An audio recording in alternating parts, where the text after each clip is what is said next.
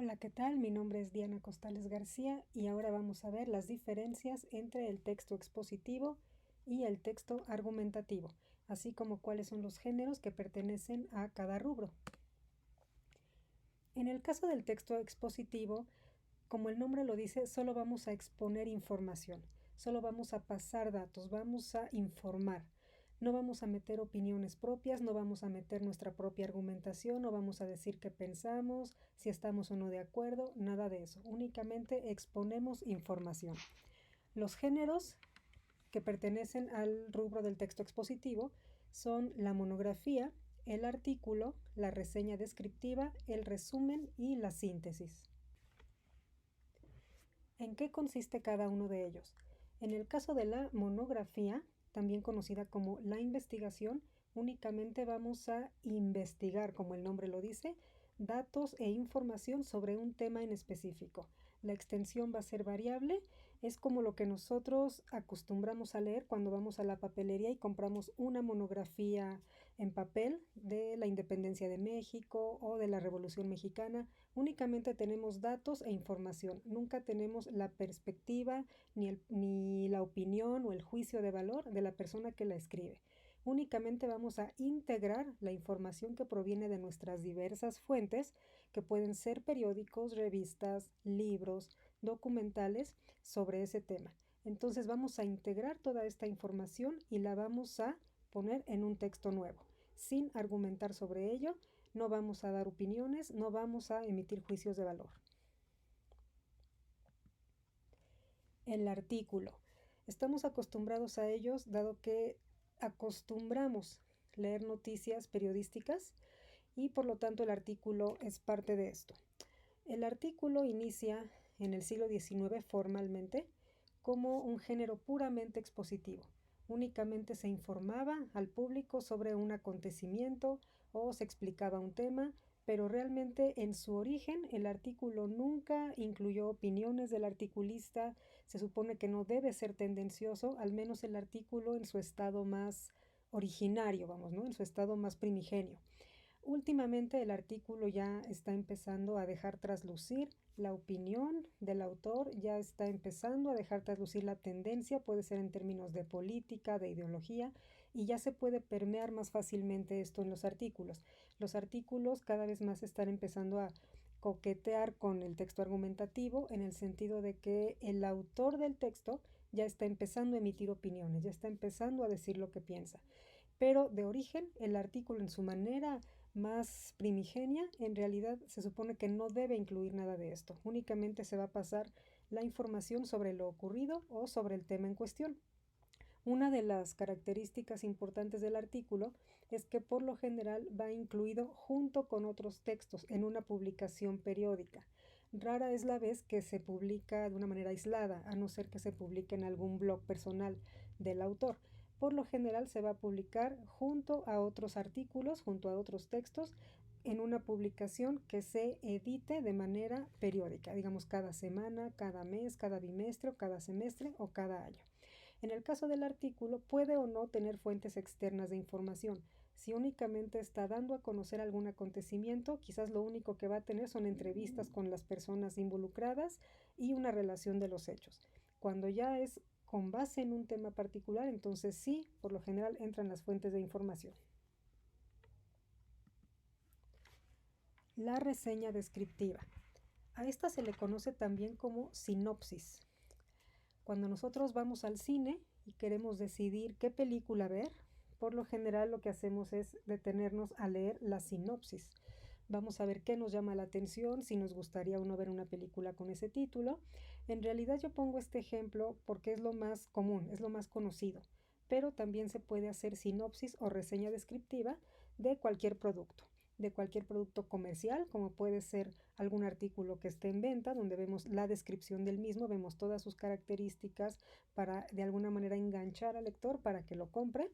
Y también se puede reseñar un producto cultural, puede ser una película, un libro, puede ser una obra de teatro, una ópera, en fin, siempre hay algo que reseñar.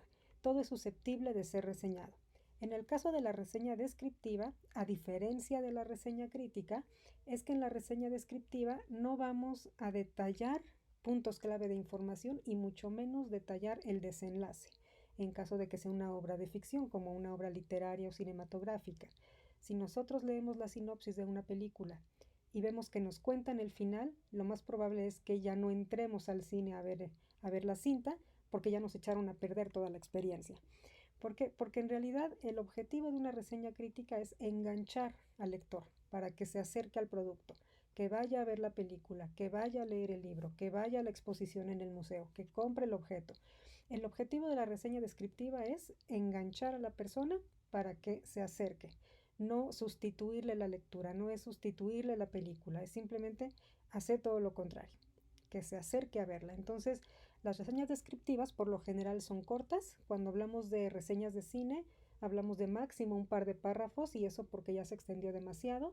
Y cuando hablamos de reseñas de libros, por lo general equivale a una media cuartilla. Es lo que por lo general encontramos en las contraportadas de los libros.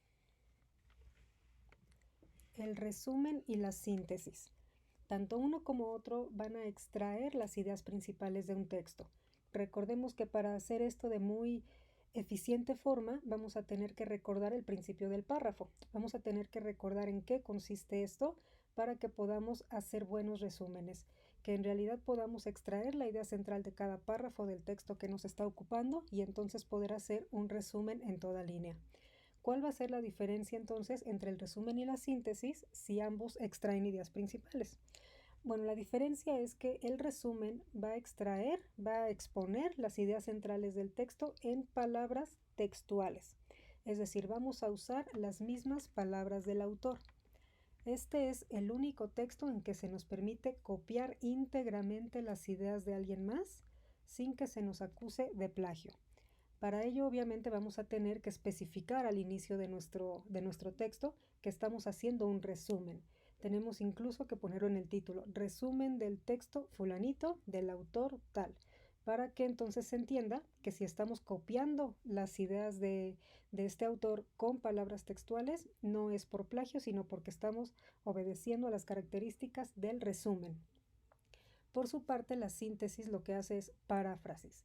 ¿Qué es una paráfrasis? Decir las mismas ideas del autor, pero con nuestras propias palabras. Para poder hacer paráfrasis necesitamos algo más que un diccionario. No se trata únicamente de sustituir palabras con los sinónimos que nos vengan en el diccionario de una manera automática, como si estuviéramos llenando huecos. No, de eso no se trata, porque además es muy evidente cuando una paráfrasis se hace de esta forma. Queda una especie de Frankenstein verbal donde únicamente unimos piezas de rompecabezas, cambiando unas por otras, cambiando lentes por anteojos, cambiando escuela por colegio, y se nota mucho que en realidad no hay un trabajo real sobre la idea del autor.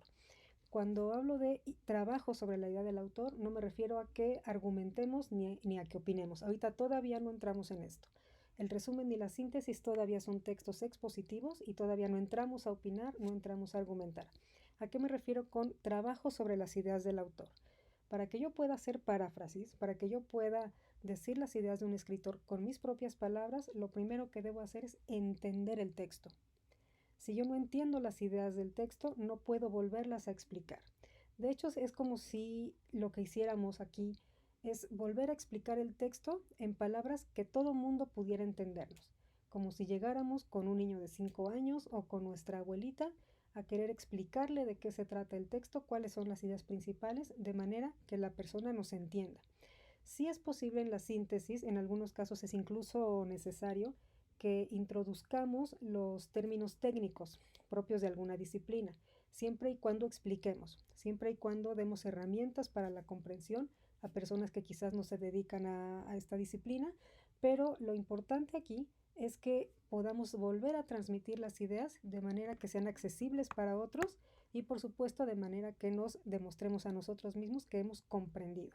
Nosotros no podemos volver a explicar un texto, volver a explicar unas ideas si nosotros no las tenemos claras.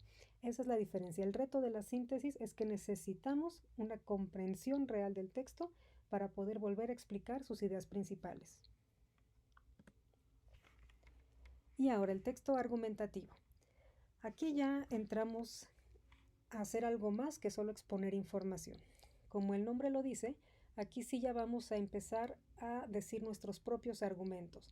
Vamos a combinar la información expositiva, es decir, la información que extraigamos de fuentes de investigación, que pueden ser libros, artículos, documentales, periódicos, revistas, etcétera, con nuestros propios argumentos. Aquí sí vamos a empezar a dar nuestras opiniones. Aquí sí vamos a empezar a decir si estamos o no de acuerdo con el autor, si nos gusta o no el producto, si nos parece bien hecho o mal hecho. Aquí sí entramos nosotros también a tomar un papel pues más protagónico. Los tres géneros por excelencia del texto argumentativo son el comentario crítico, la reseña crítica y el ensayo. El comentario crítico. Este se podría decir que es el más sencillo, entre comillas, de realizar de todos los textos argumentativos. A esto también se le conoce como un reporte de lectura. ¿Qué vamos a hacer? A englobar las ideas principales del texto, vamos a extraer como si fuera un resumen las ideas principales o como si fuera una síntesis, pero además vamos a analizar críticamente el texto que tenemos. Vamos a analizar críticamente su discurso. Vamos a analizar si su vocabulario es adecuado con el tema que se está tratando, si realmente el tema está tratado a profundidad, si está bien desarrollado, la pertinencia del texto, esto es, si realmente era necesario que el autor escribiera ese ensayo o ese artículo, o si por el contrario está redundando sobre algún tema sobre el que ya han escrito muchos autores. Entonces vamos a analizar si realmente el texto es pertinente, si realmente viene al caso con una situación que hace necesaria su publicación, si realmente nos dice algo a nosotros como lectores, si realmente el texto era necesario que existiera. Y por supuesto vamos a analizar la calidad de sus fuentes de información. Si el texto es muy formal, entonces las fuentes de información deben ser serias. Si tenemos un ensayo de alta calidad y de repente encontramos entre su bibliografía Wikipedia o cualquier blog o cualquier tipo de publicación que no sea lo suficientemente formal, sí lo tenemos que decir.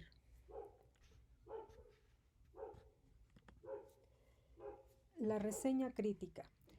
La reseña crítica se puede realizar sobre cualquier producto cultural, puede ser libro, película, obra de teatro, ópera, producto musical, etc. ¿Qué hace la reseña crítica? Además de describir el producto a manera de la reseña descriptiva, lo que va a hacer la reseña crítica es que además de describir el producto, va a realizar una valoración crítica del mismo.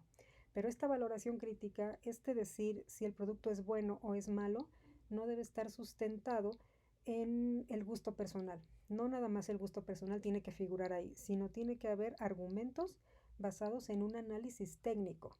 Si es una película, yo tengo que analizar la iluminación, las actuaciones, el contexto histórico en el cual se desarrolla, el contexto en el cual fue filmada, tengo que analizar la dirección, tengo que analizar la ambientación, en fin, tengo que hacer todo un análisis de los elementos técnicos de la pieza para que yo pueda ejercer un juicio de valor. En el caso del libro lo mismo, tengo que analizar a qué género pertenece, si cumple con el género, si está saliéndose del mismo. Si se sale, hay que también valorar si se sale por error o se sale porque se necesita ya dar un giro al género. Entonces tengo que hacer todo un análisis de los aspectos técnicos para poder emitir un juicio de valor que no esté descansando única y exclusivamente en el gusto personal o en la víscera. Y por último, el ensayo. Para muchos, el ensayo es el rey del texto argumentativo. ¿Por qué lo es? Porque ya requiere más habilidades, ya requiere integrar mucho más los datos que vienen de la fuente de investigación con los argumentos propios. Ya empezamos a dialogar con las fuentes de investigación. ¿En qué consiste realmente el ensayo? Fundamentalmente va a consistir en la defensa de una tesis, en la defensa de una propuesta.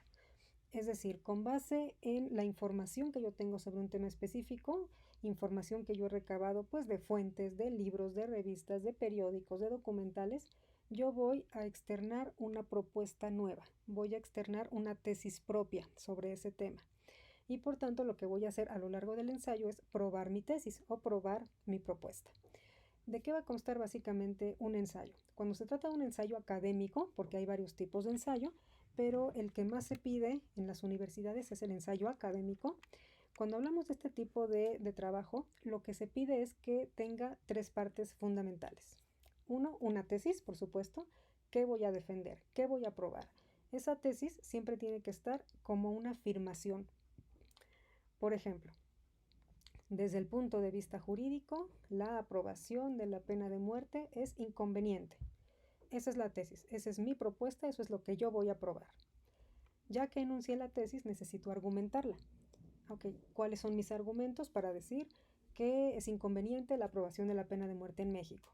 Bueno, uno de los argumentos puede ser que el sistema judicial de México es corrupto.